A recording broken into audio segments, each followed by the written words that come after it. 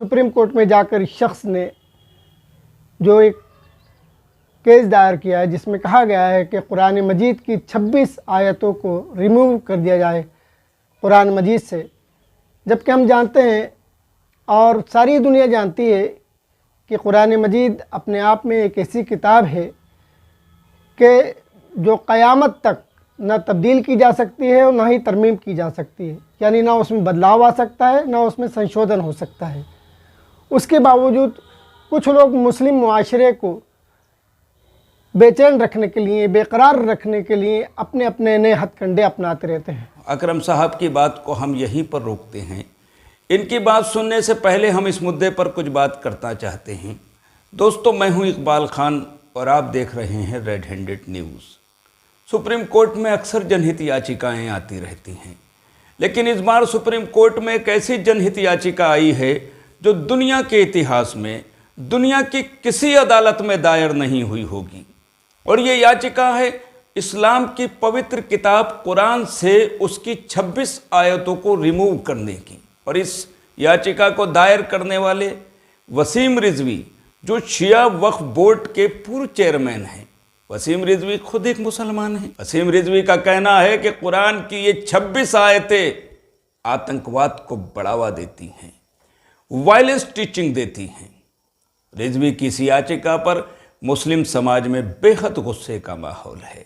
शनिवार को दर्जन भर युवा वसीम रिजवी के मकान के सामने पहुंचे और वहां खड़े होकर कुरान की तिलावत कर अपना विरोध दर्ज कराया। अलीगढ़ के पूर्व विधायक हाजी जमीरुल्लाह ने कहा कि शैतान वसीम जहां मिले इसे कंकरियां मारो। मुरादाबाद बार एसोसिएशन के पूर्व अध्यक्ष अमीरुल हसन जाफरी ने 2 कदम आगे बढ़ते हुए वसीम रिजवी का सर कलम करने वाले को 11 लाख रुपए का इनाम देने का ऐलान किया है, लेकिन बार एसोसिएशन ने उनके इस बयान से पल्ला झाड़ लिया है। एसोसिएशन के अध्यक्ष का कहना है कि यह जाफरी का निजी बयान है। इस मुद्दे पर हमसे बात की अंजुमन तहरीक उर्दू हिंद के संस्थापक अध्यक्ष मसरूर मियां अकरम ने। मसरूर मियां अकरम एक उर्दू लेखक भी हैं और ऑल इंडिया मुस्लिम फेडरेशन के प्रवक्ता भी रहे हैं। आइए जानते हैं इस मुद्दे पर वो क्या कहते हैं। पिछले दिनों सुप्रीम कोर्ट में एक रिट दायर की गई है जिसमें कुरान की 26 आयतों को रिमूव करने के लिए कहा गया है। मालूम हो कि ये रिट एक ऐसी शख्सियत के ज़रिए दायर की गई है जो अपने वक्त में डिस्प्यूटेड रहा है, विवादास्पद रहा है और मुतनाज़ रहा है। इससे पहले भी शख्स राम की जन्मभूमि के नाम से एक फ़िल्म बना चुका है जिस पे बहुत वावेला हुआ था। सेंसर बोर्ड ने इसको कभी पास नहीं किया, लेकिन यूट्यूब पे ये आज भी फिल्म है। इसके अलावा इस शख्स ने एक हज़रत आयशा रज़ियल्लाहु तआला अन्हा की मुनासिबत से एक फ़िल्म बनाने का भी कहा गया था, जिस पर तमाम तरफ से आवाज़ें उठी और उसका ये प्रोग्राम ख़त्म हो गया। गर्ज़ मुस्लिम मुआशरे को बेचैन और बेकरार रखने के लिए ये शख्स कुछ न कुछ नया करता रहता है। पिछले दिनों सुप्रीम कोर्ट में जाकर इस शख्स ने जो एक केस दायर किया है जिसमें कहा गया है कि कुरान मजीद की 26 आयतों को रिमूव कर दिया जाए कुरान मजीद से, जबकि हम जानते हैं और सारी दुनिया जानती है कि कुरान मजीद अपने आप में एक ऐसी किताब है कि जो क़यामत तक न तब्दील की जा सकती है और ना ही तरमीम की जा सकती है, यानी ना उसमें बदलाव आ सकता है ना उसमें संशोधन हो सकता है। उसके बावजूद कुछ लोग मुस्लिम मुआशरे को बेचैन रखने के लिए, बेकरार रखने के लिए अपने अपने नए हथकंडे अपनाते रहते हैं। ये लोग वो लोग हैं जिन्हें हम शगुफ़ाबाज भी कह सकते हैं। ये अपनी शगुफ़ा गोई से तरह तरह के हालात इस तरह से पैदा कर देते हैं कि लोगों के अंदर इंतशार पैदा हो जाता है, गुस्सा पैदा हो जाता है और लोग इनके ख़िलाफ़ तरह तरह की बातें करने लगते हैं, एहतिजाज करने लगते हैं।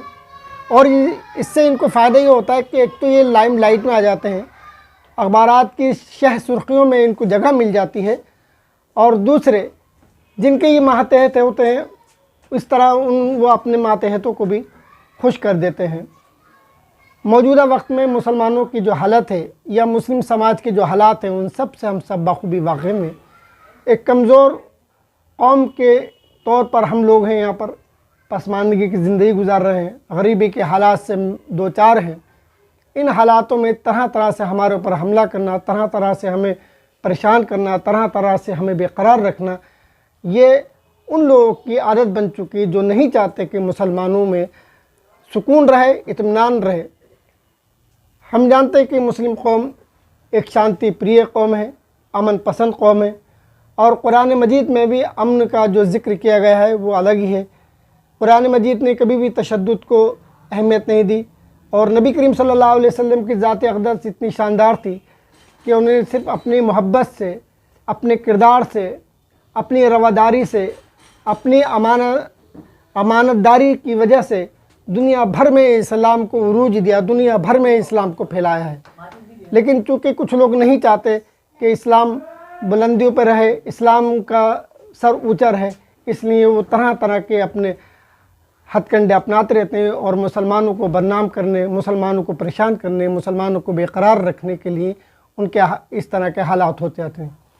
मेरी गुजारिश है उन तमाम लोगों से, ख़ासकर मुस्लिम मुआशरे के जी होश लोगों से, मुस्लिम मुआशरे के नौजवान तबके से, कि वो इन लोगों की बेतुकी बातों पर ध्यान न देकर इनको पूरी तरह नज़रअंदाज करें। क्योंकि अगर आप इनको अहमियत देते हैं तो इनका काम जो होता है वो मुकम्मल हो जाता है। अगर आप इनको अहमियत नहीं देंगे तो इनका काम मुकम्मल कभी नहीं हो पाएगा।